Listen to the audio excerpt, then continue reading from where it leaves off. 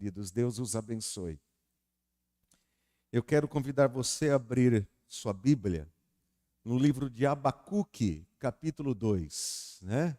É um livro aí que eu sei que você vai ter um pouquinho de dificuldade, talvez, para encontrar lá no Antigo Testamento, mas não vai ser tão difícil não, tá bom?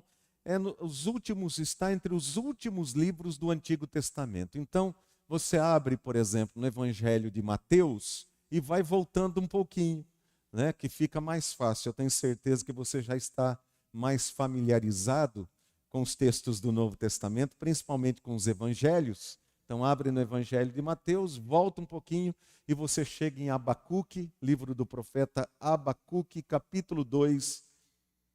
Eu vou dos versículos 1 a 4 e peço aos amados que acompanhem a leitura em suas Bíblias. Abacuque, capítulo 2, versículos 1 a 4, diz assim a palavra do Senhor. Estarei na minha torre de vigia, ficarei na fortaleza e vigiarei para ver o que Deus me dirá e que resposta eu terei à minha queixa.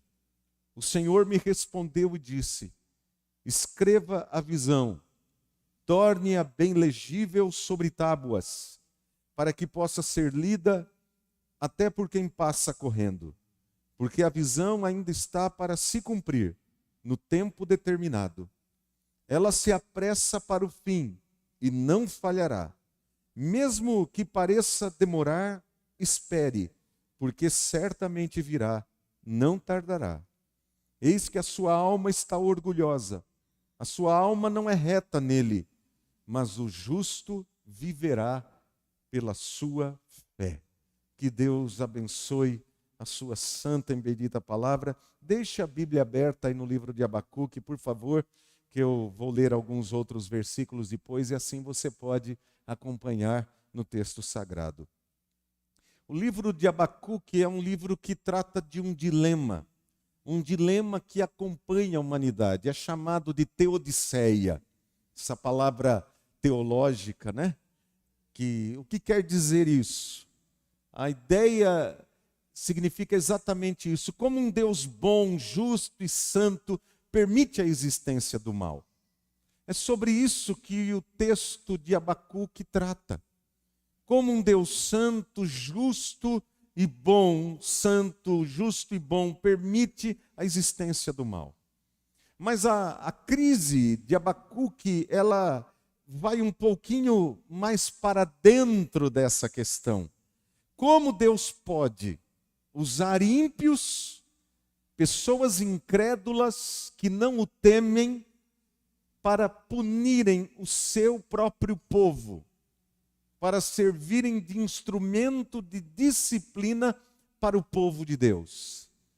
Abacuque, então, ele está em crise, diante destas contradições, dessas aparentes contradições, onde revelação de um lado e experiência do outro parece que não se coadunam, não se combinam. Como conciliar a fé que eu tenho com o que eu vejo ao meu redor? Como conciliar isso? Nem sempre, meus irmãos, nós paramos para pensar nisso. Mas eu creio que há ocasiões que produzem esse tipo de inquietação em nós. Que nós começamos a fazer perguntas diante de Deus. Como pode isso? Será que isso é justo? Será que o que está acontecendo conosco é justo? E nós não conseguimos, às vezes, obter respostas.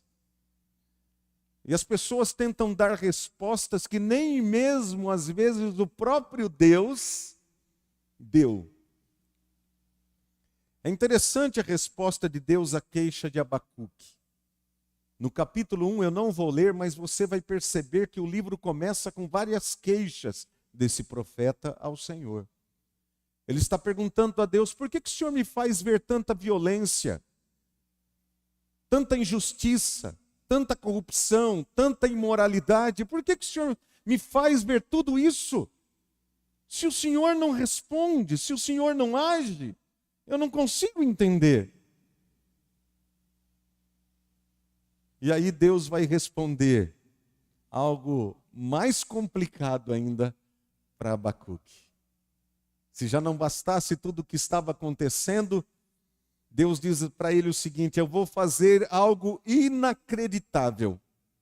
Eu vou usar os caldeus, que são os babilônios, para através deles trazer disciplina para o meu povo.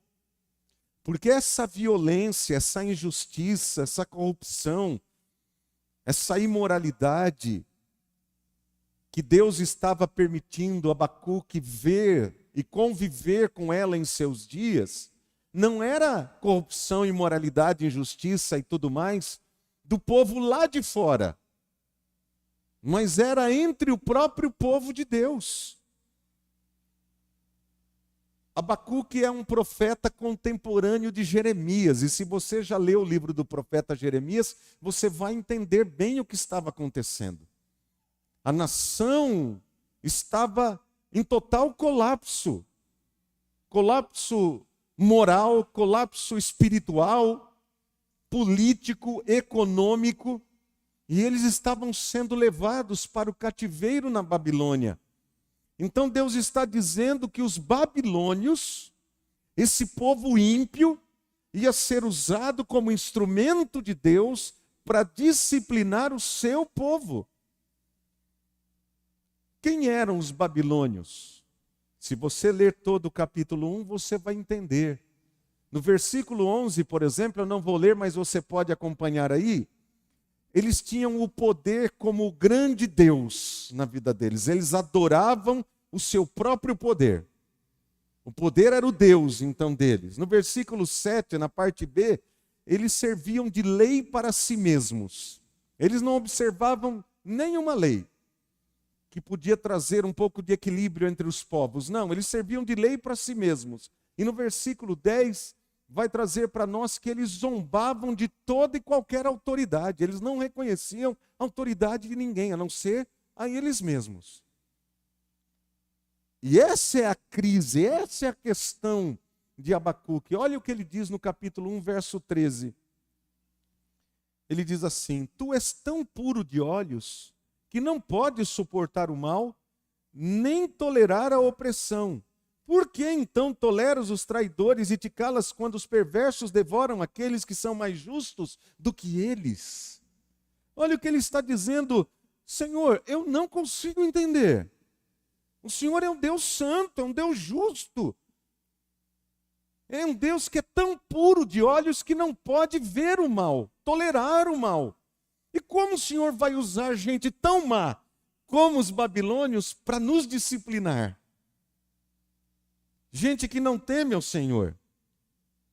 Então, diante da perplexidade, da resposta de Deus ao profeta Abacuque, e a incapacidade em compreender o agir e os meios de Deus no mundo, e principalmente na vida do seu próprio povo, Abacuque diz exatamente isso que nós lemos no capítulo 2, verso 1.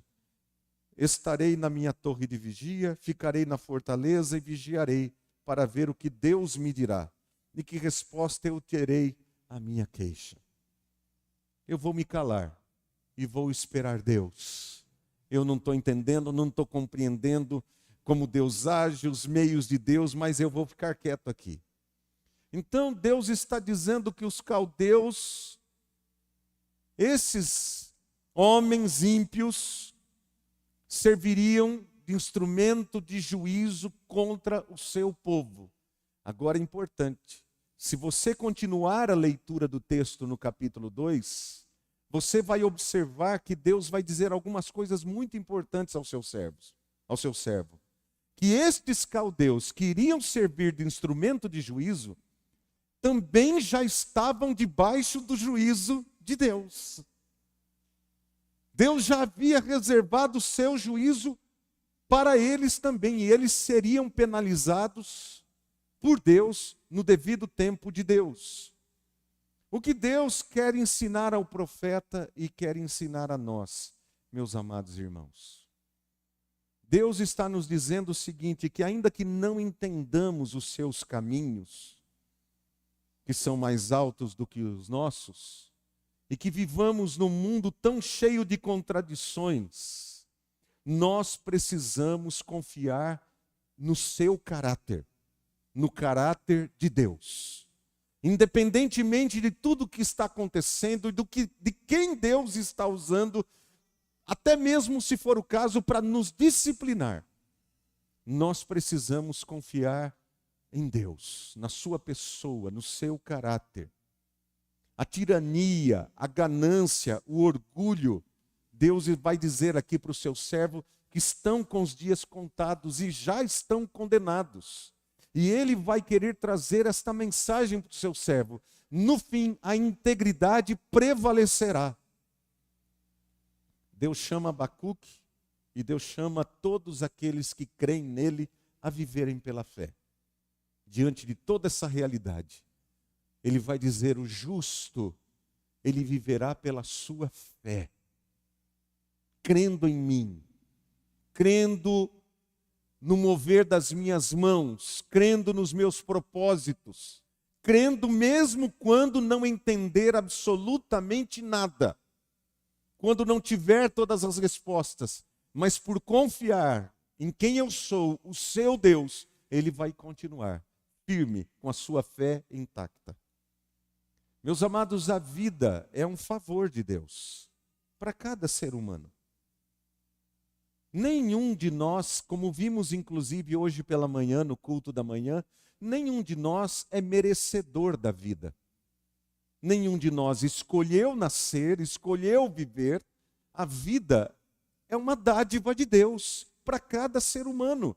É um favor, Deus nos dá a vida como um favor. No instante em que nós nascemos e respiramos ali com tapinha no bumbum do médico, e a gente dá o choro, o primeiro choro, e a gente acorda para a vida, para o mundo, isso é um favor de Deus. Não é nenhum mérito de qualquer pai, qualquer mãe, de qualquer ser humano. Há pessoas que querem muito gerar filhos e não conseguem. Lutam e não conseguem. Se fosse uma coisa simplesmente assim, a vida é algo que simplesmente acontece, aconteceria por acaso, em qualquer lugar, em qualquer momento. Mas a vida é uma dádiva de Deus, é um favor de Deus. Se você está vivo é porque Deus está dando esse favor a você. Não é porque nós somos bons, competentes, porque nós temos saúde e nós temos uma imunidade muito forte para resistir, é que nós estamos vivos. A vida é um favor de Deus, que a qualquer momento, quando Ele fizer assim, pronto e acabou.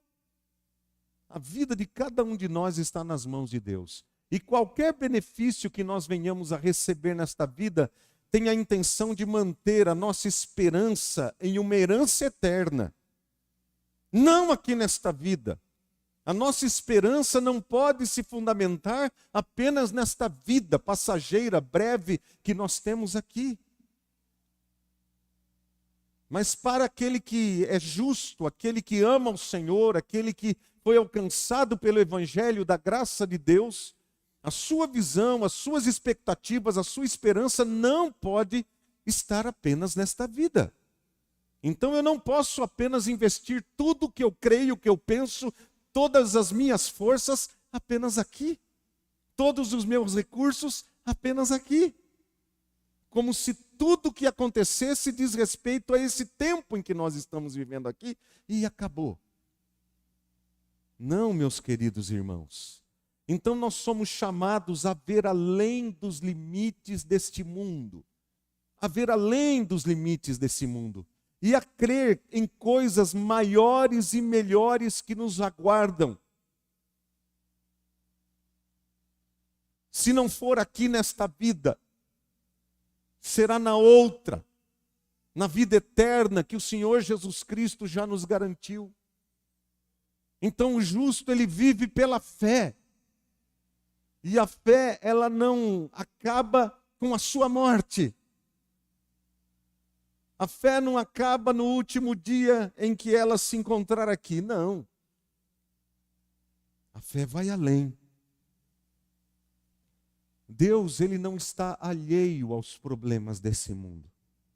ele não está alheio aos problemas que nos afligem, aos problemas que nos angustiam. A arrogância, a ganância humana, isso que o livro vai mostrar e que Deus vai mostrar a Abacuque. Ele quer colocar isso para que o seu profeta entenda e nós entendamos. A arrogância e a ganância humana não tem limites. Não tem limites. E mesmo que Deus seja um Deus misericordioso, longânimo, meus amados irmãos, mesmo com tudo isso, a ganância e a arrogância humana não vão parar. Eu li um artigo ontem que saiu de um canal internacional, onde entrevistam um professor lá dos Estados Unidos, um médico muito conceituado de uma das grandes universidades dos Estados Unidos. E nessa entrevista perguntam para ele o que ele espera do pós-pandemia. E ele fala que virá no pós-pandemia um período de muita gastança e libertinagem. Ele fala sobre isso. Ele é médico e sociólogo. Fala que lá por 2024, ele crê que até final de 2022 as coisas estarão mais em ordem na questão da pandemia, mas que aí virá um período de muita gastança. E por que ele diz isso? Ele fala isso baseado em outros momentos da história da humanidade. Que quando guerras terminaram ou quando pandemias terminaram, as pessoas estavam tão sufocadas, tão angustiadas, tão presas, que elas acharam assim, agora a gente precisa viver, então o que eu tenho eu vou gastar, isso e aquilo, porque é como se toda a vida resumisse nesse momento aqui. E o ser humano é assim.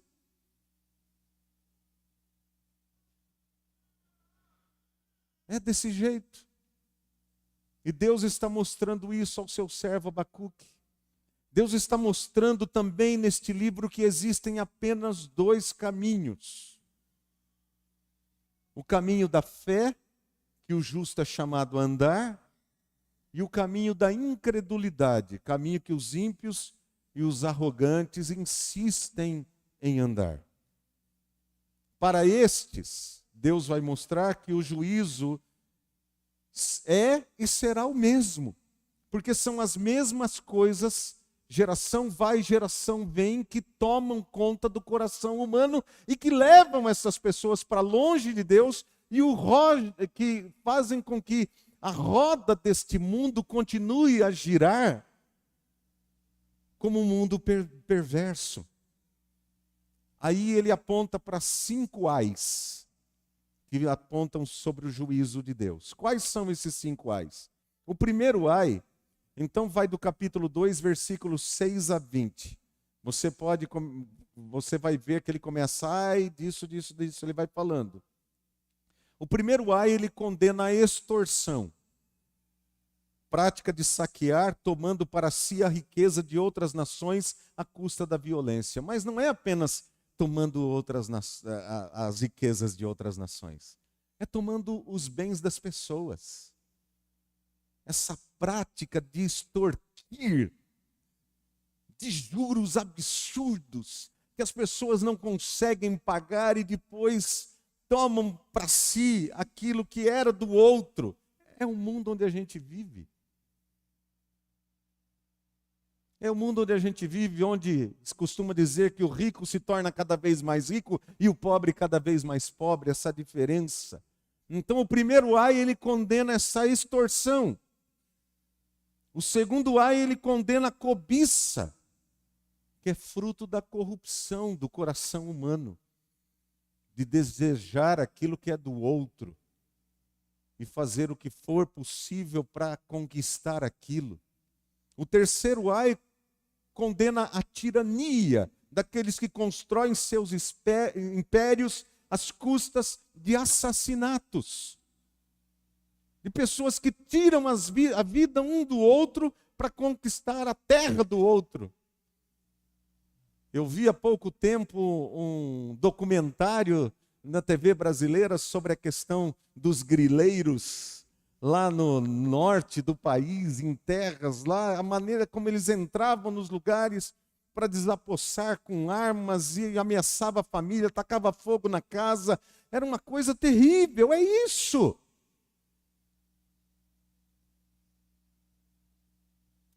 O que fazem com os países da África, os absurdos que os países ricos fazem com os países da África não é de hoje. Retirando toda a riqueza e deixando toda a pobreza no país. O quarto ai condena a imoralidade e a libertinagem que incentivam comportamentos vergonhosos. E o quinto ai condena a idolatria, que é a insensatez de seguir falsos deuses. Então observe os 5 ais que eu repito para você. Extorsão, cobiça, tirania, imoralidade e idolatria. São 5 ais. São os cinco dentes da engrenagem que giram esse mundo que jaz no maligno. Geração vai, geração vem. Mudam impérios, esse império e aquele império. Vem o império por um tempo, esse império cai, vem outro império e continua a roda girando do mesmo jeito. Então todos aqueles que teimam em andar por esse caminho já estão debaixo do juízo divino. E aí Deus chama o justo a viver pela fé. A fé do justo determina a maneira como ele vive. O justo viverá pela fé. Então a sua fé vai determinar como ele vive, ou seja, as suas opiniões, as suas ações revelarão se a sua vida é ou não baseada na fé. Olha que coisa importante.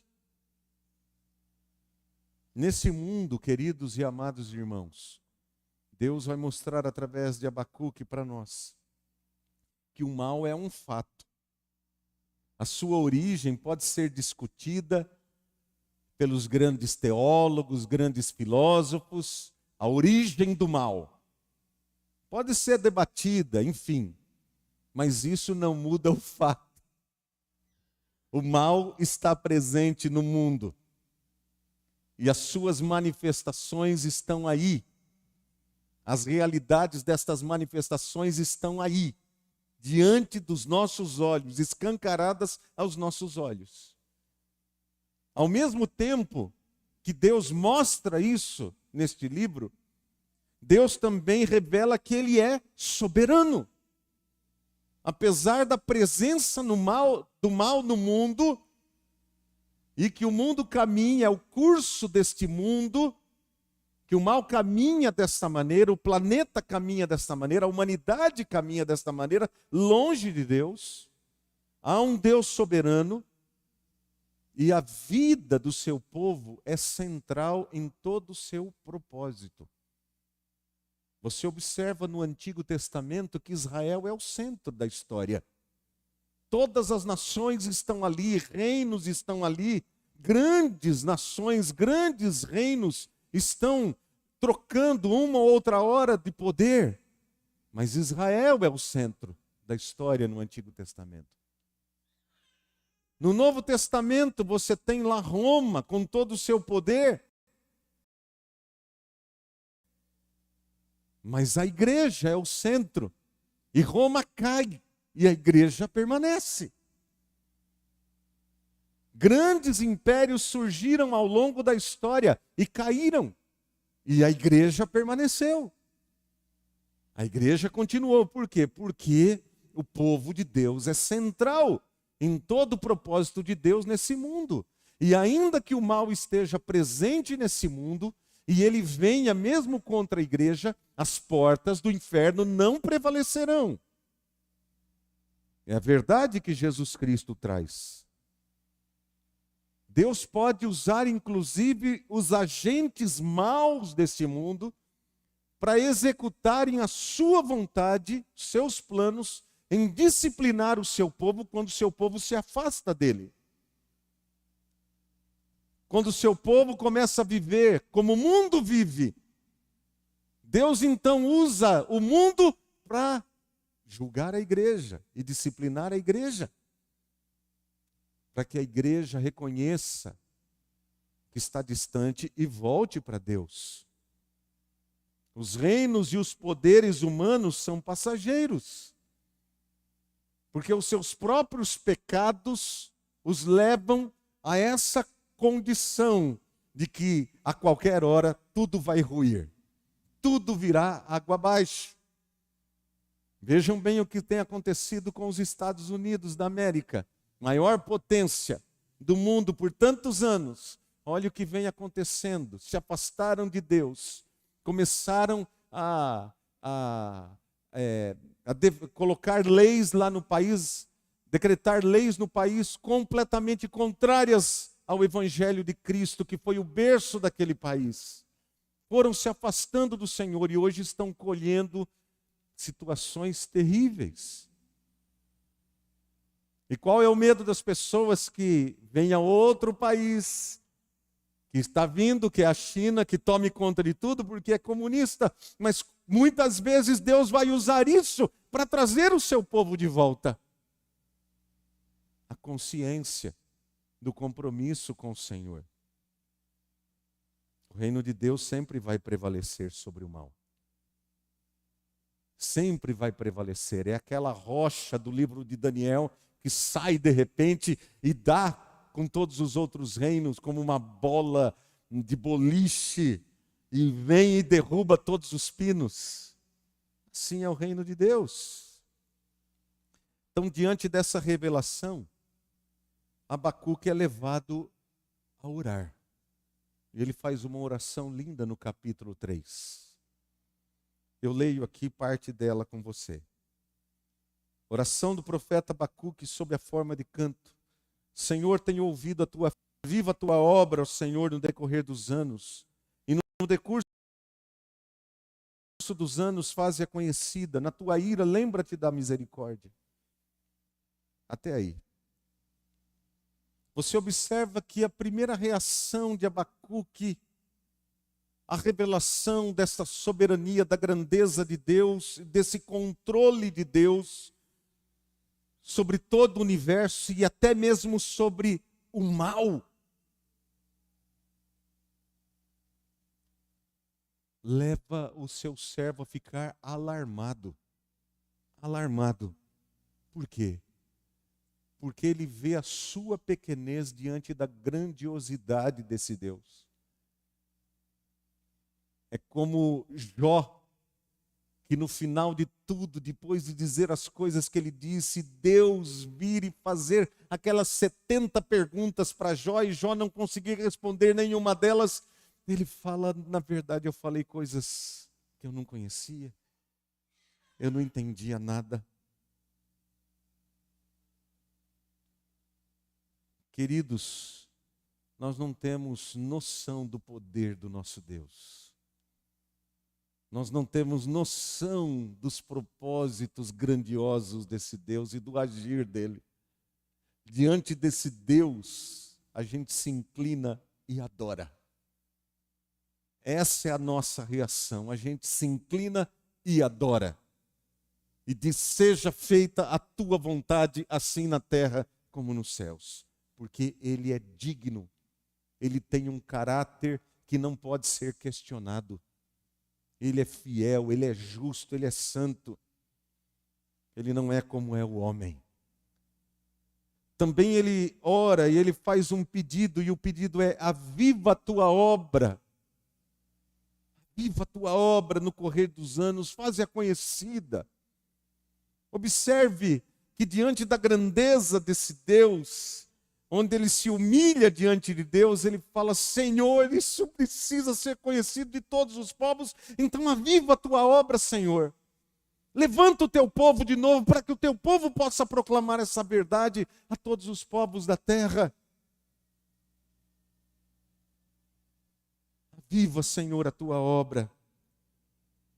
E como ele já sabe do juízo de Deus sobre a nação, ele diz: na tua ira, lembra-te da tua misericórdia, Senhor.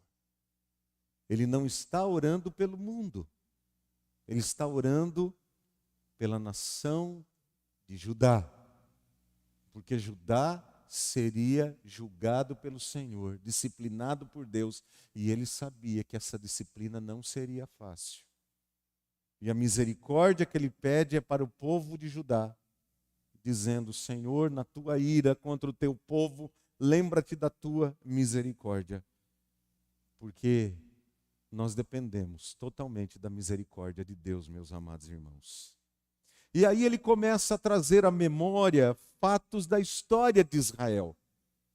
Ele começa a dizer assim no verso 3: Deus vem de Temã, o santo vem do monte Parã, a sua glória cobre os céus. E ele começa a descrever lugares. Esses lugares estão na mente do profeta, são lugares pelos quais Israel passou durante a peregrinação pelo deserto, depois da libertação da escravidão do Egito, onde eles estiveram ali por 430 anos como escravos. E ele começa a lembrar da redenção do seu povo, da obra maravilhosa de Deus em conduzir o seu povo pelo deserto durante todo aquele período tão difícil, mesmo diante de todas as queixas e murmurações do seu povo lá no deserto. E ele fala a respeito do juízo de Deus também. E lembrando dessa tensão entre redenção e juízo divino sobre o seu próprio povo no passado, as suas memórias fazem com que ele perca suas forças. No versículo 16 ele diz assim: ouvi isso e o meu íntimo se comoveu. A podridão entrou nos meus ossos e os meus joelhos vacilaram. Pois em silêncio devo esperar o dia da angústia que virá contra o povo que nos ataca. Ele sabe que Deus vai julgar a nação dos babilônios, mas ele sabe também que tempos difíceis viriam sobre Judá. E isso faz ele perder as forças, cair de joelhos, ficar em silêncio. Lembramos aqui daquilo que diz a palavra do Senhor no Salmo 46:10. Aquietai-vos e sabei que eu sou Deus. Sou exaltado entre as nações. Esse é um tempo de silêncio, irmãos. É um tempo de silêncio para nós. De procurarmos ver o mover de Deus e orar, simplesmente orar e esperar a ação de Deus sobre a humanidade e sobre o seu próprio povo, sobre a sua igreja, porque o mesmo Deus que faz a ferida é o Deus que também sara a ferida, e louvado seja Deus.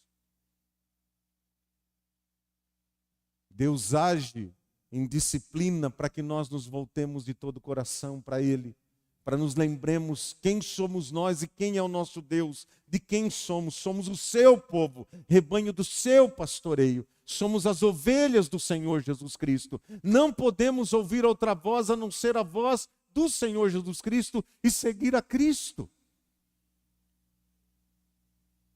É nisso que está o nosso consolo e que está o nosso conforto, em ouvir a voz do Senhor Jesus Cristo. Essa voz que nos conduz em segurança para dentro do aprisco do Senhor. Queridos e amados irmãos, por fim, Abacuque compõe um dos hinos mais maravilhosos que nós temos no Antigo Testamento. E é um hino que fala da sua fé. Agora ele está entendendo: o justo viverá pela fé. Mesmo que tudo esteja desmoronando ao meu redor, as coisas estejam acontecendo, eu tenho que colocar a minha fé em Deus, depositar minha confiança no Senhor Jesus Cristo. E ele escreve assim, verso 17: ainda que a figueira não floresça, nem haja fruto na videira, ainda que a colheita da oliveira decepcione, e os campos não produzam mantimento, ainda que as ovelhas desapareçam do aprisco, e nos currais não haja mais gado, mesmo assim eu me alegro no Senhor e exulto no Deus da minha salvação. O Senhor Deus é a minha fortaleza, Ele dá aos meus pés a ligeireza das corças e me faz andar nas minhas alturas. Glórias a Deus. O que Ele está dizendo? Senhor, ainda que eu tenha que perder isso, que isso tenha que acontecer na minha vida, Senhor, o Senhor é o sustento da minha fé. A minha vida está nas tuas mãos. Não são estas coisas que vão definir o meu relacionamento com o Senhor. Não é se eu tenho uma casa ou se eu perdi a minha casa. Não é se eu tenho um carro ou se eu perdi o meu carro. Não é se a pessoa está viva ou se a pessoa morreu. Ainda que eu a ame de todo o meu coração. Não, Senhor. O que define o meu relacionamento, a minha vida neste mundo, é o meu compromisso com o Senhor. É o seu compromisso comigo. O justo viverá pela sua fé. Pode chorar, como eu disse no domingo passado. O justo chora, ele grita, ele clama, ele sofre, mas ele não recua, porque ele crê no seu Deus.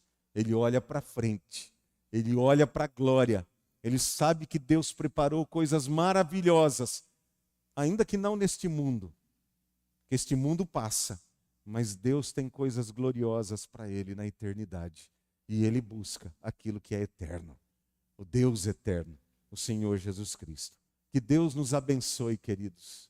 Que a nossa fé possa estar centrada nesse Deus maravilhoso que revelou o seu grande amor por nós, através do seu Filho Jesus Cristo, dando o seu Filho para a nossa salvação lá na cruz do Calvário.